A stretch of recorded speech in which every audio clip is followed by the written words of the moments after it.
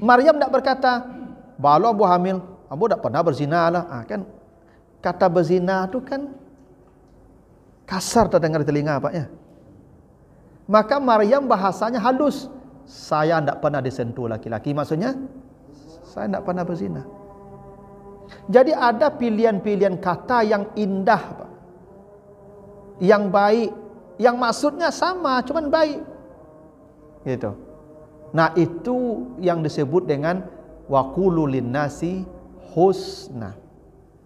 Dan hebatnya lagi Bapak Ibu ya, setelah perintah berkata yang baik, wa aqimus shalah, dirikan salat. Apa maknanya itu? Salat dengan perkataan yang baik itu sepaket Ibu. Tanda orang salatnya baik, perkataannya baik. Orang yang ucapannya baik, buah dari salat yang baik. Itu makanya orang yang khusyuk salatnya anil lawi mu'ridun.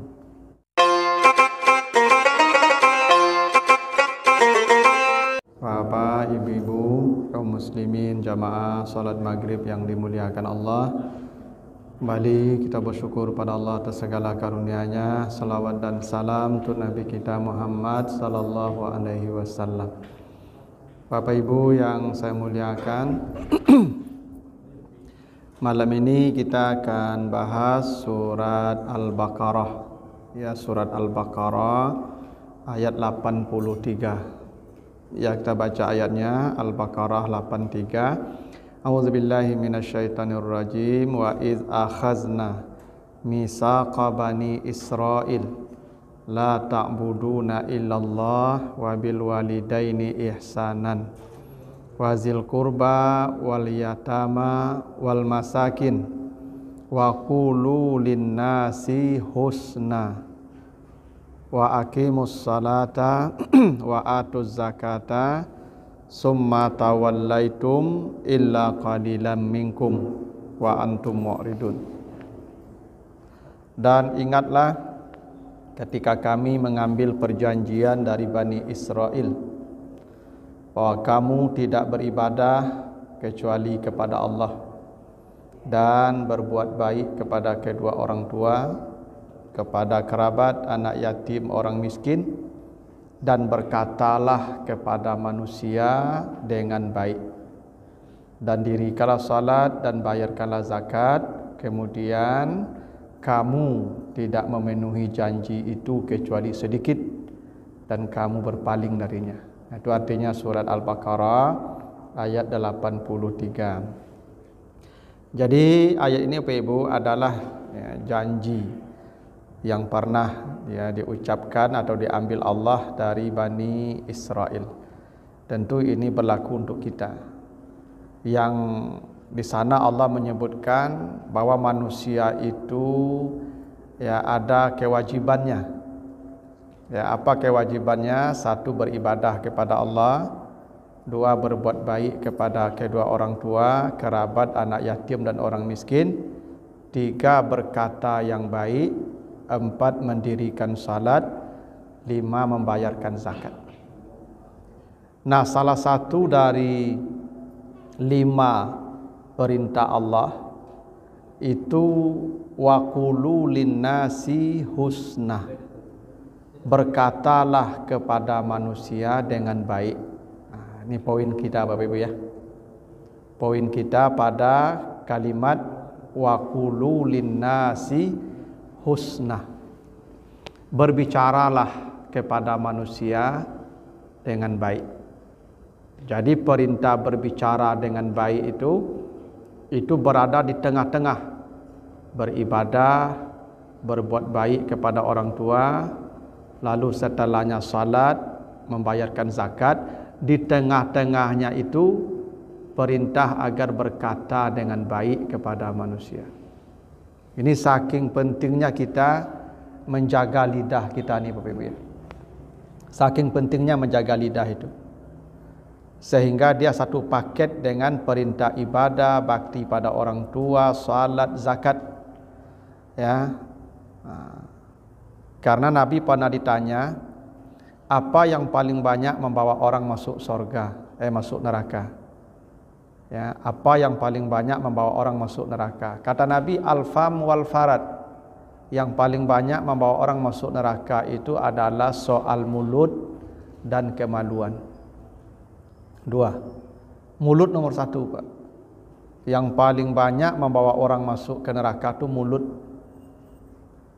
Karena itu dalam hadis yang sahih juga disebutkan, ya, hadis Muslim, nanti di akhirat ada orang yang bangkrut namanya muflis, ya. Jadi ada orang yang bangkrut nanti namanya muflis. Siapa yang bangkrut itu? Dia datang di hari kiamat membawa ibadahnya yang banyak. Salatnya, zakatnya, puasanya, sedekahnya, hajinya, umrahnya, salat malamnya. Tapi ternyata semua amal itu habis untuk membayar hutang.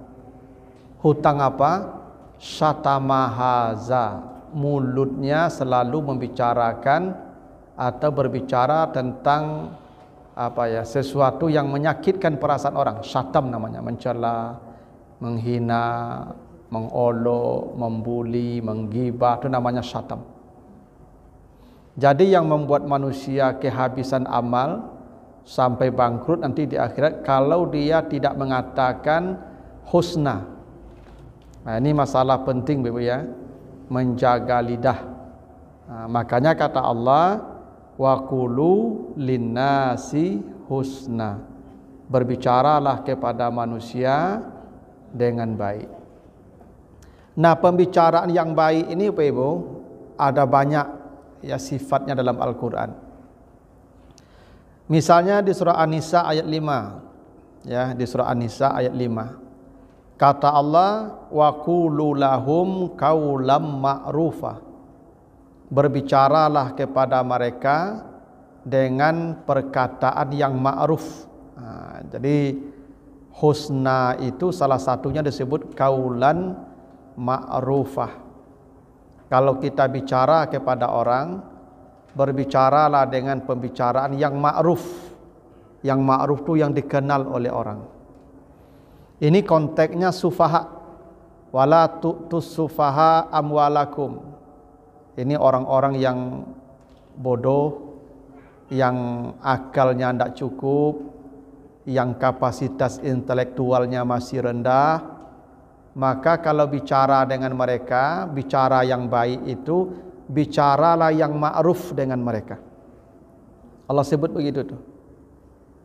Jadi kalau misalnya nih, ambo pulang kampung, orang di kampung kerajonya bertani, kasawa kaladang pagi-pagi pulang malam, yang tentu dia urusan taninya. Maka ambo tidak boleh mengecek orang kampung tu dengan bahasa-bahasa keren.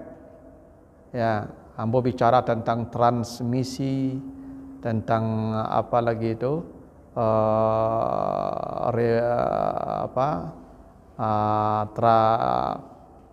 globalisasi, tentang apa lagi itu, yang sisi itu janganlah.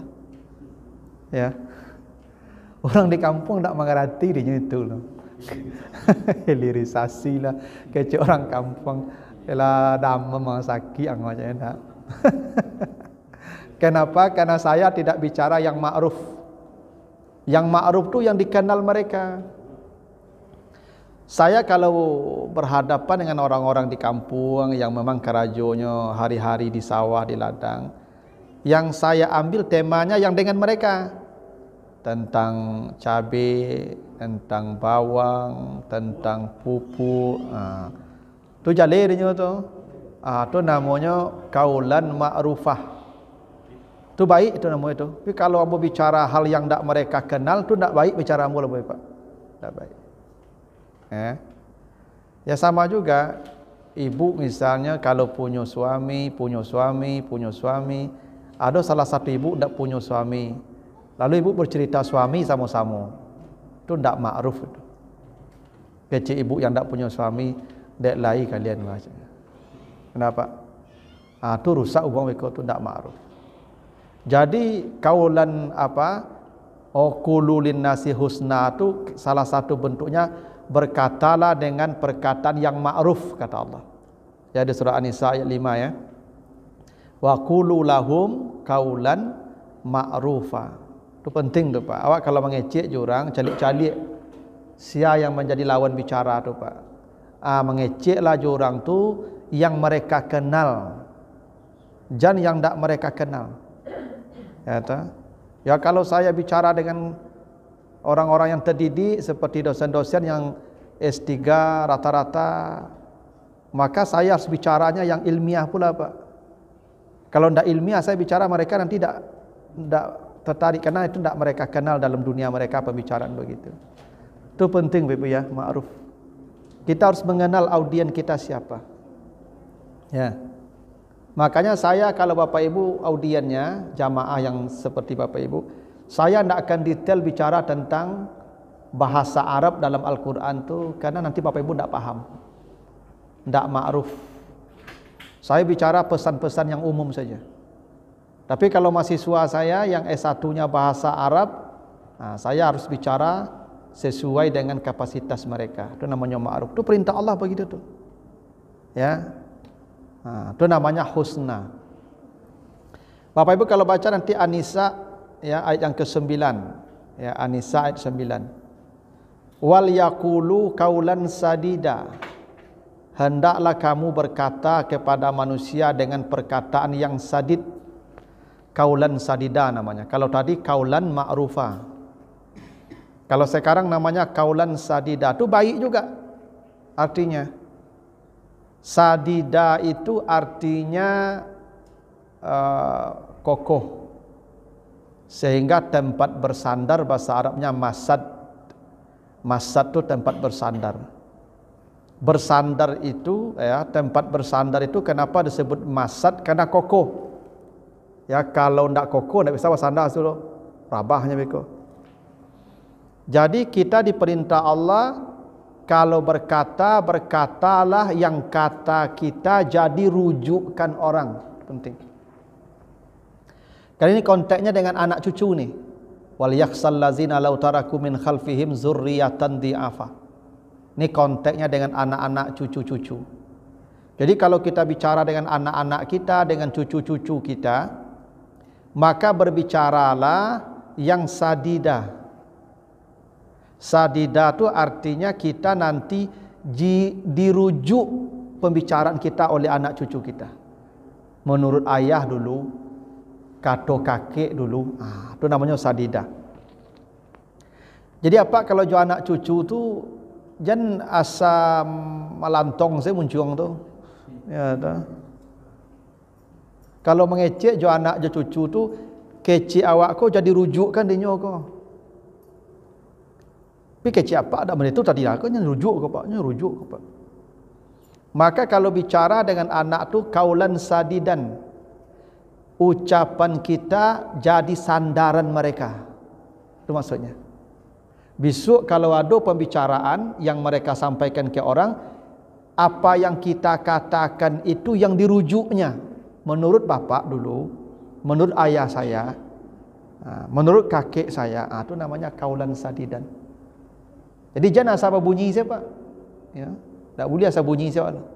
Harus pembicaraan kita tu jadi rujukan orang. Ya, jadi dalil Pak. Ya, apa yang kita katakan tu jadi dalil, jadi sandaran orang. Itu namanya kaulan sadidan. Bapak Ibu kalau baca nanti surah An-Nisa 63. An-Nisa 63 ya. Wa qul lahum fi anfusihim kaulan balighan. Berkatalah kepada manusia dengan perkataan yang baligh. Itu baik juga tuh. Jadi ada namanya kaulan ma'rufa, ada kaulan sadidan, ada kaulan balighan. Nah kaulan balighan ni, baligh ni Pak Ibu, apapun yang kita sampaikan, yang kita katakan itu masuk ke hati orang tu namanya baligh tu. Baligh tu sampai. Jadi kalau awak mengecek tu Ibu masuk ke hati orang sehingga orang ko puihnya. Itu namanya baligh tu. Kerana ada apa-apa kau mengecek je orang rumah lah 1/2 jam orang rumahnya bingung saya baru Pak. Tu ndak balik nama tu. Ndak ada dekat bisa diambil cik Allah lah Pak. Ya, sehingga kadang orang malih mengecek jawab ndak nyambung tu Pak. Jadi apa kalau nak kamu nyambung mengecek je satu lo mengecek. Tu masalah itu.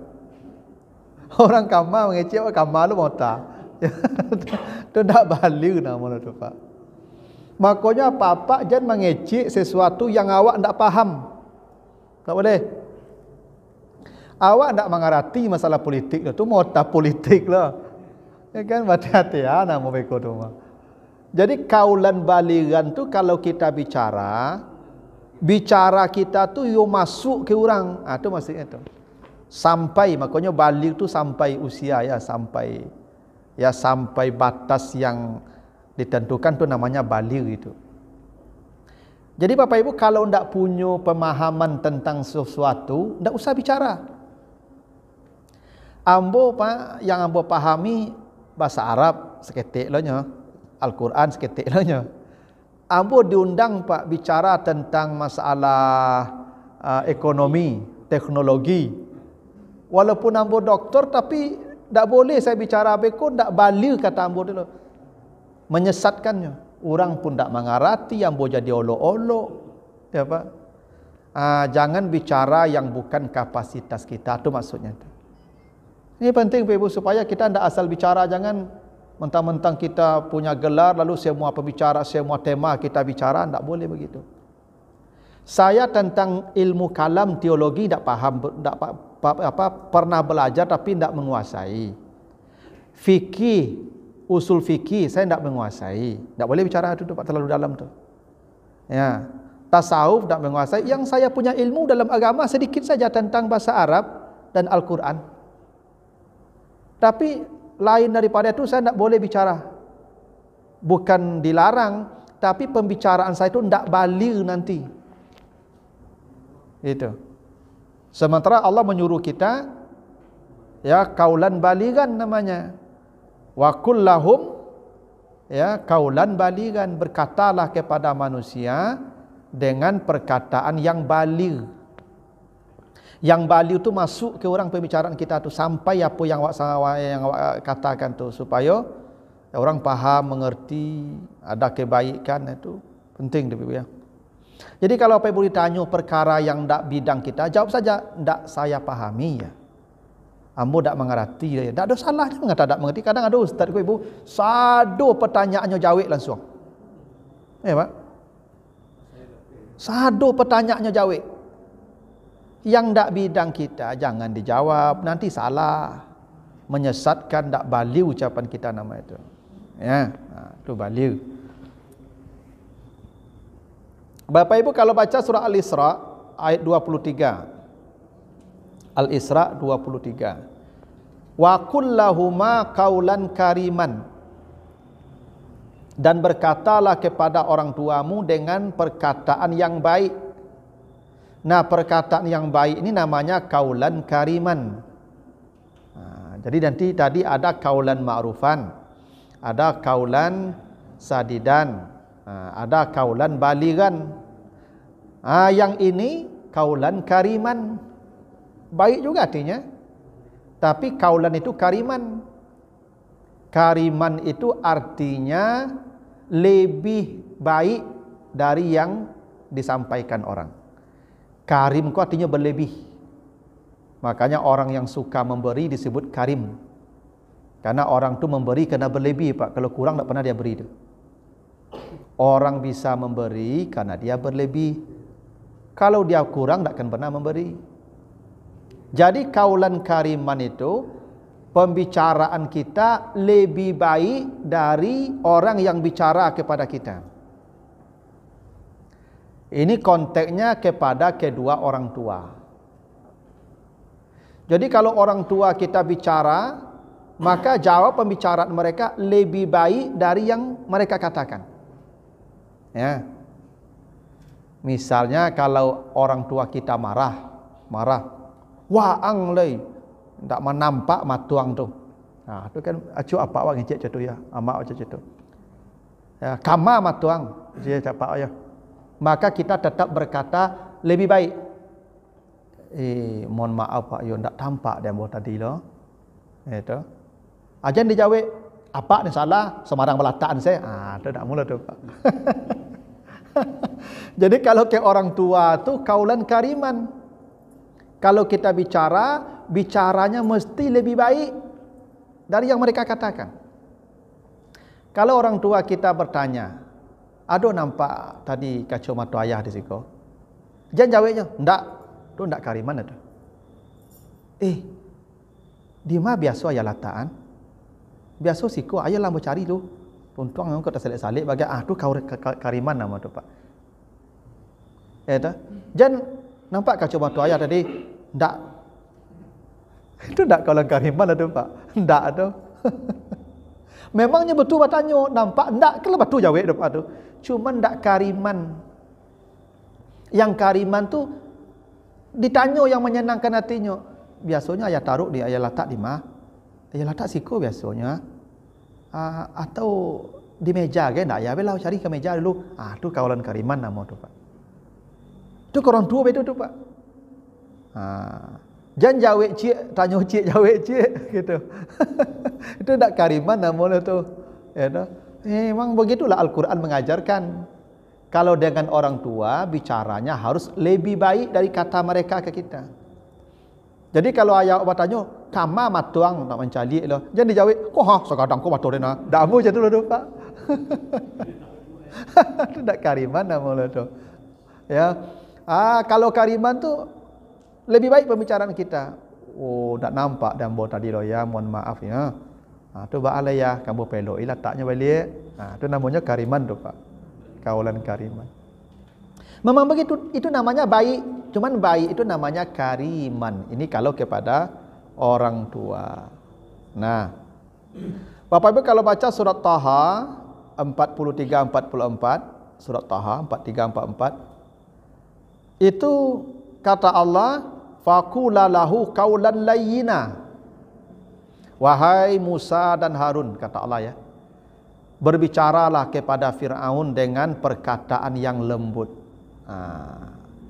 Di situ qaulan layyinan, berkatanya lembut. Itu baik juga tu. Sebab yang dihadapi ku orang sombong, Fir'aun. Awak kalau jurang sombong, jorajo, pemimpin, bos, harus lunak.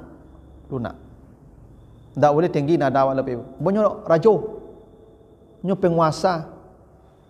Makanya apa kok cara mengecek jurang di atas kau Pak. Kalau apa punya bos, punya atasan, kakak, ya, maka kalau bicaranya harus layyin. Layyin tu lunak. Awak warga tu mengecek jo Pak RT. Pak RT ko atasan ko Pak. Mengecek jo Pak RT ko lunak. Walaupun Pak RT ko salah, Pak RT boleh yang buat bagi saran Pak RT. Silakan Pak. Baru buat bagi saran Pak. Jangan langsung Pak RT ko salah kerja Pak RT ko anakmu tu. Memang begitulah Pak. Tak boleh kita bicara kepada orang yang di atas tu dengan bicara yang kasar, menghardi, keras. Kata Allah kepada Musa dan Harun, "Qaulan layyinan." Layyin tu artinya lunak, lembut. Karena orang gadang. Fir'aun raja. Walaupun dia kafir tapi dia raja. Itu makanya pemimpin-pemimpin kalau lah jadi pemimpin tak boleh dicaci maki dia Pak. Tak boleh pemimpin dicaci maki. Kalau nak ketujuh je pilih besok lah. Ya Pak. Imam kalau salah imam boleh tak dicaci maki Pak. Baca cara menegur imam yang salah Pak. Subhanallah. Tak begitu Pak. Itu yang qaulan layyinan nama itu. Karena di hati awaknya pemimpin. Salah je imam tu lain. Subhanallah. Tak begitu Pak? 3 kali salah aja nya. Subhanallah. Tak begitu Pak? Lah 3 kali salah aja lain. Berpisah saya lain, tinggal saja lain. Jangan pakak imam kau tak mula tu Pak. Ya. Karena perintah Allah itu kalau orang itu di atas posisinya, terlepas perilakunya seperti apa, qaulan layyinan. Berbicaralah kepadanya dengan perkataan yang lunak. Ini Firaun Pak Firaun Pak. Ya, rasanya belum ada pemimpin kita seperti Firaun Pak. Ya, mungkin dakik-dakik lah. Mirip-miripnya. Nah, serupa Firaun tak ada loh Pak. Mungkin kalau dakik-dakik ada aja lah. Nah, yang seperti Firaun saja tak boleh mencaci maki, ya, kasar, tetap bicaranya layyin. Karena kalau Bapak Ibu caci maki dia, nanti amal kita habis, kasih ke dia. Ya rugi kita tuh Pak. Nanti Bapak Ibu caci maki dia. Iya kan, subhanallah diingatkan. Imam salah diingatkan dengan subhanallah. Artinya tetap dengan kalimat yang baik. Mengingatkan dengan kalimat yang baik. Maka kalimat yang baik itu salah satu subhanallah.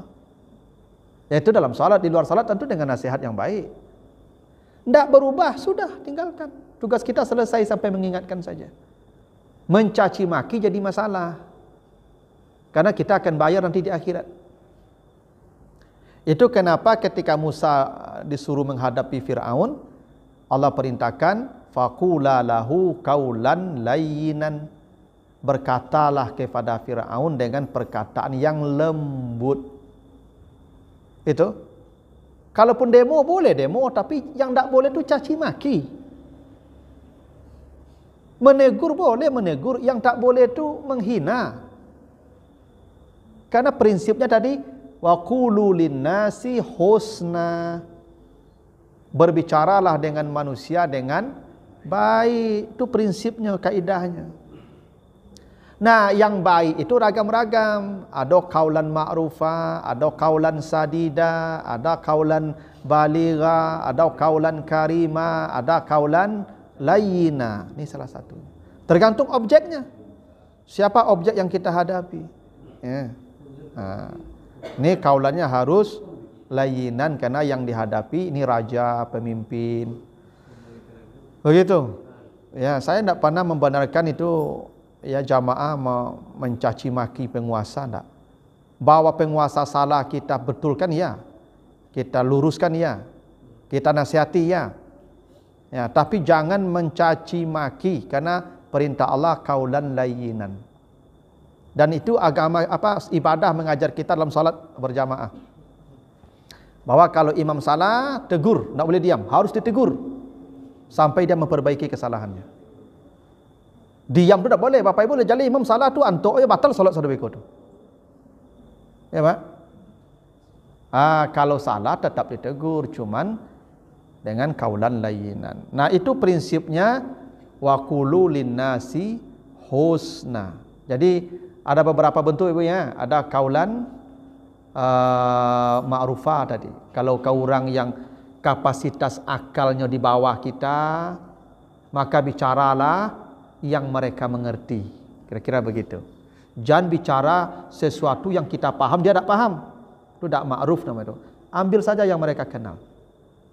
Ada qaulan sadida, kalau bicara dengan anak, cucu, keluarga, maka pembicaraan kita harus jadi rujukan mereka. Itu namanya qaulan sadida. Kita bicara, mereka merujuk nanti pembicaraan kita. Ya. Kalau kita bicara dengan ini orang-orang yang itu orang munafik konteksnya tadi itu, ya, yang mereka pandai bersilat lidah segala macam, bicaralah dengan pembicaraan yang baligh. Yang baligh itu artinya yang pembicaraan kita langsung ke hatinya, masuk ke hatinya, dicerna dengan baik, jangan berbelit-belit. Itu namanya baligh.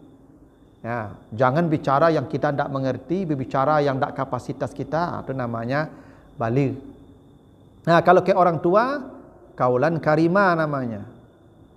Lebih baik dari apa yang mereka katakan ke kita. Kariman. Kalau ke pemimpin, maka qaulan layyinan namanya. Dengan bahasa yang lunak, lembut. Nah, gitu. Nah, secara redaksi Ibu ada beberapa hal yang menarik dari ayat tadi Al-Baqarah 83 tadi. Jadi kata Allah wa qulu linnasi husna. Tadi kan kaulan kariman, kaulan layyinan, kaulan balighan, kaulan sadidan, kaulan ma'rufan, begitu ya. Ketika Allah bicara tentang bicara yang baik, perintah bicara yang baik, maka Allah nak berkata wa qulu linnas kaulan hasanan. Tak. Allah hanya berkata wa qulu linnasi husna. Bukan kaulan hasanan, tapi husna, sifatnya saja yang perkataannya hilang. Kenapa begitu? Karena yang penting dalam bicara bukan hanya baiknya pembicaraan itu, tapi juga caranya baik, waktunya baik, tempatnya baik.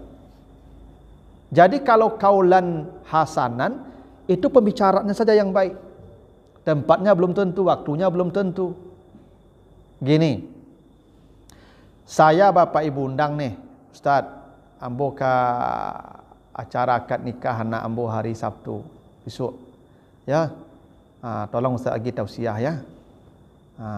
Gilah nasihat ke anak ambo ke orang-orang yang hadir besok. Ini cara pernikahan, ayo. Nah, datang Bapak. Lah sudah akad nikah orang rami-rami, Pak. Kita dengarkanlah nasihat dari Ustaz Sofyan Hadi. Nah, tagak ambo. Sudah ambo baca mukadimah dan ambo sabui ayat, Pak. Kullu nafsin za'iqatul maut. Ya, semua orang pasti mati. Pakai ciang yang hadir, iko oleh sehat Ustaz aku. Ya Pak. Yang saya sampaikan buruk dah Pak.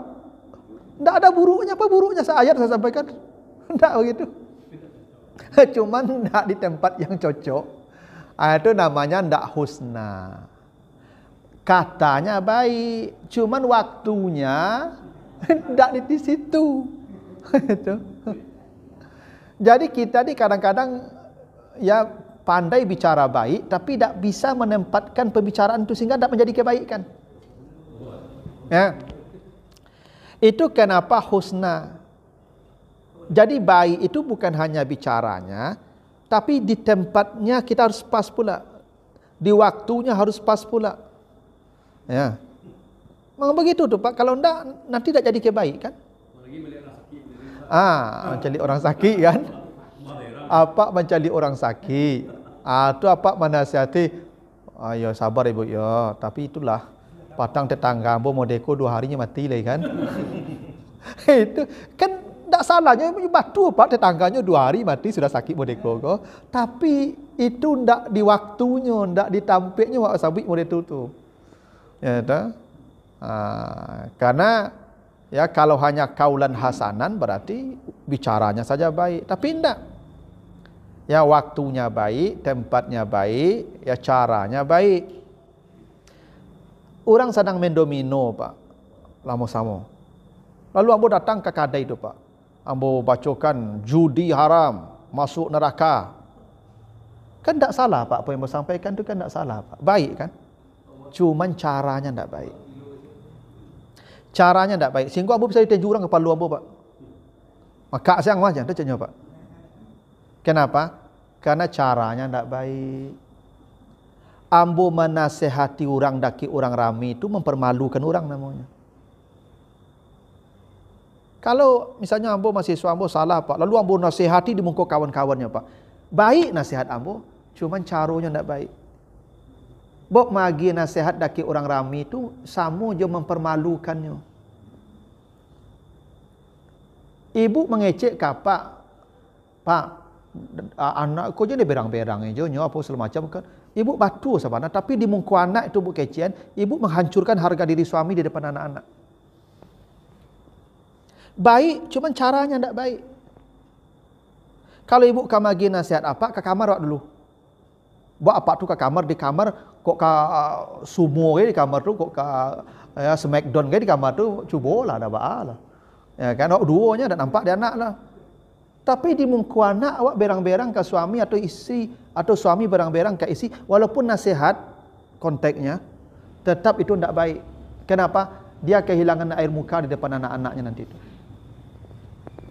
Itu kenapa Allah tidak menyebutkan kaulan hasanan, tapi husnan saja. Jadi bicaranya baik, cari tempat yang baik, di waktu yang baik dengan cara yang baik. Sehingga jadi kebaikan. Ambo kalau ada ibu-ibu mota, kadang-kadang ambo mengambil contoh ke yang lain. Memang di banyak tempat, memang ibu-ibu kok kebiasaannya memang mota. Ya, tapi mudah-mudahan di sini tidak ada. Padahal yang siko ibu kok mau masuk kok. Cuma kalau makanya bu, dia mota aja ibu mau ceramah, tak singgungnya. Besoknya mau tiba ceramah leh. Dan kalau ustaz ada tiba lainnya batunya. Kasar. Ya Pak. Padahal saya kan benar tuh ibu, jangan mota, ya mau ceramah kan benar Pak. Cuman caranya ndak baik. Itu sama mempermalukan beliau. Itu makanya Nabi Muhammad ketika ditegur bermuka masam kepada sahabat yang buta, itu pola kalimatnya bukan langsung tapi person ketiga, abasa wa tawalla. Dia bermuka masam, dia berpaling muka. Dia bukan engkau. Bukan. Allah tidak mengatakan jangan engkau bermuka masam, jangan engkau berpaling muka. Tidak begitu. Dia bermuka masam, dia berpaling. Dia itu person ketiga Pak. Makanya kalimatnya abasa, bukan la ta'bas. Kalau la ta'bas, jangan engkau masam mukanya. Berarti bertunjuk langsung tu. La tatawalla, jangan engkau berpaling muka. Berarti bertunjuk langsung tu.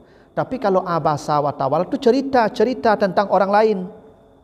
Dia bermuka masam, dia berpaling muka. Begitu cara menegur. Itu disebut husna. Jadi bukan hanya baik materinya, caranya harus baik, tempatnya harus baik, waktunya harus baik. Begitu indahnya lidah kita diatur Pak. Ya. Ini saya paling tak suka saya menonton debat di TV itu Pak. Karena debat di TV itu sering memojok-mojokkan orang, mempermalukan orang. Ya. Padahal Allah suruh kita dengan cara yang baik. Ya, ini mempermalukan orang, memojokkan orang. Itu tidak boleh. Makanya ada contoh-contoh Pak ya, Bapak Ibu dalam Al-Quran, contoh bagaimana berkata yang baik. Coba nanti Bapak baca surat Maryam ayat 42 ya sampai 47 ya. Surat Maryam ya 42 47. Itu ketika Ibrahim menegur bapaknya kan nyembah berhala Pak. Nyembah patung. Salah itu kerja bapaknya itu. Apa kata Ibrahim kepada bapaknya? Ya abati lima ta'budu ma la yasma wa la yubsiru wa la yughni anka syai'an. Wahai ayahku, kenapa engkau menyembah sesuatu yang tidak mendengar dan tidak melihat dan tidak bisa berbuat apa-apa? Jadi Ibrahim itu tidak berkata ayahku fasik, ayahku ahli bid'ah, ayahku itu kafir. Tidak ada begitu bahasa Nabi Ibrahim. Dia berkata ayah, kenapa ayah menyembah sesuatu yang tidak bisa mendengar, tidak bisa melihat dan tidak bisa berbuat apa-apa? Jadi kalimat tanya. Karena bertanya itu paling sopan Pak. Awak Pak kalau ya memerintah, melarang, yang paling sopan kok kalimat tanya Pak. Ambo mahasiswa ambo kalau datang ke ruangan ambo sedang tidak bisa ditemui. Ambo sedang ada kepentingan dulu. Ambo bisa musia itu Pak. Keluar dulu ya. Kalimat perintah tuh. Tapi yang tidak nyaman Pak. Keluar dulu ya. Keluarnya tuh. Atau saya pakai kalimat berita. Saya masih ada pekerjaan sebentar.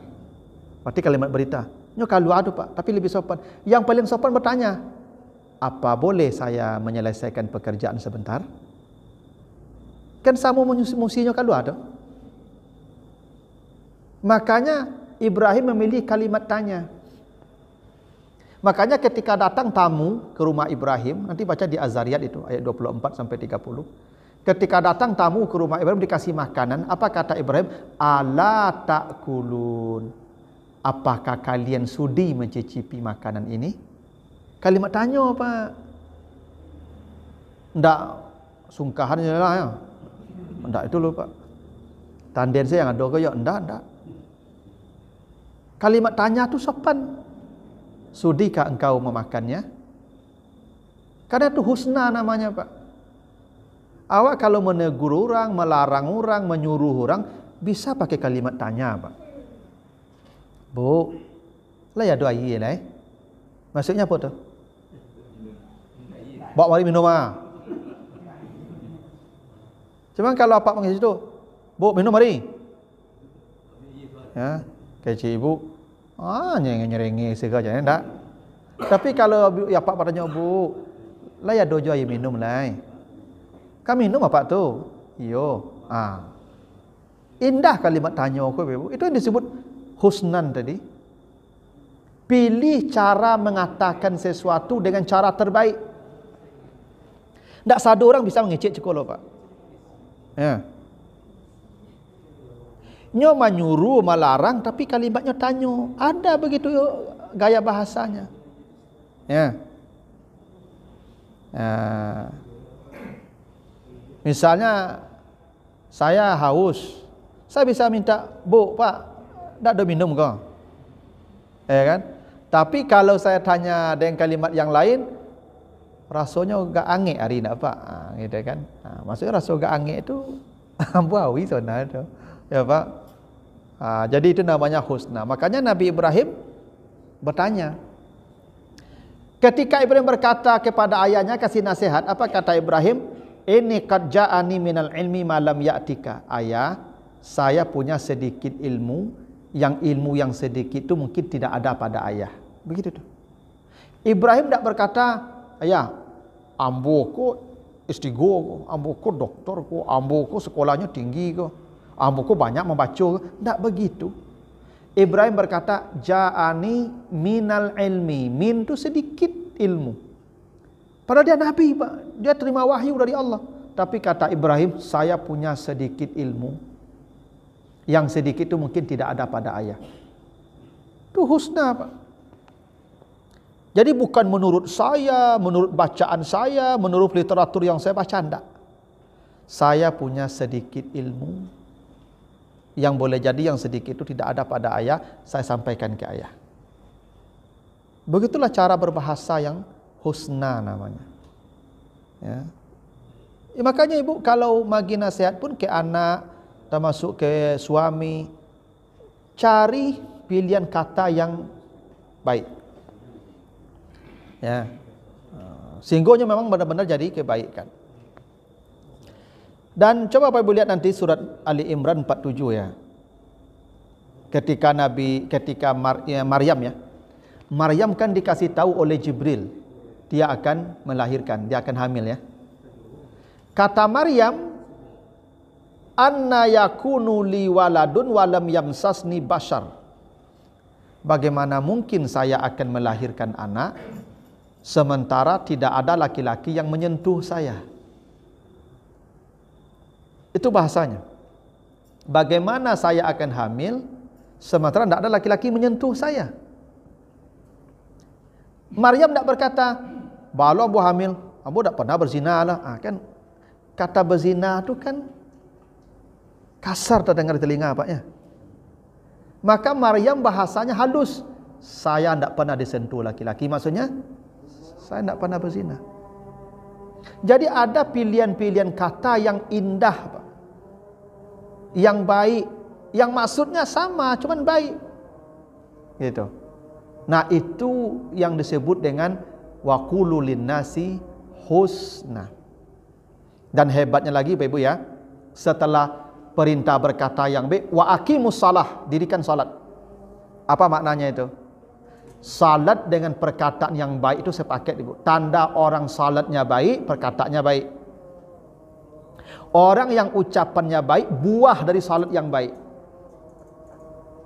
Itu makanya orang yang khusyuk salatnya anil lawi mu'ridun. Lidah mereka terjaga dari perkataan yang buruk. Jadi orang tanda salatnya bermutu, bahasanya baik. Itu tanda orang salatnya bermutu Pak. Jadi saya cari orang mengecek Pak, itulah kualitas salatnya. Kalau ada orang Pak Ibu otak saya kecilnya itu salatnya bermasalah tuh Pak. Pasti bermasalah salatnya Pak. Karena ternyata berkata yang baik satu paket dengan perintah salat. Bahkan sebelum perintah salat, kata yang baik. Wa qulu linnasi husna, baru wa aqimus shalah. Nah, begitulah dulu Bapak Ibu, ya. Tentang berkata yang baik. Makanya tidak bisa berkata yang baik, kata Nabi apa? Diam. Diam itu pun bicara yang baik namanya tuh. Ya, jadi ibu kalau ndak bisa elok kecik nyontok salah. Ya, ndak kapal guno aja mengecik je leh. Untuk saya leh. Ya tahu. Yang kalau ndak paguno kecik tu nyo ndak dong ka diambil orang lah, jangan ngecik leh untuk saya leh. Ya. Itu kadang nanti jadi masalah tuh. Ya, apalagi sampai menghabiskan amal kita. Nah, begitu dulu Bapak Ibu, ya pembahasan kita di surah Al-Baqarah ayat 83. Mudah-mudahan ada manfaatnya. Kita tutup dengan doa kafarat. Subhanakallahumma wa bihamdika asyhadu an la ilaha illa anta astaghfiruka wa atubu ilaika. Wassalamualaikum warahmatullahi wabarakatuh.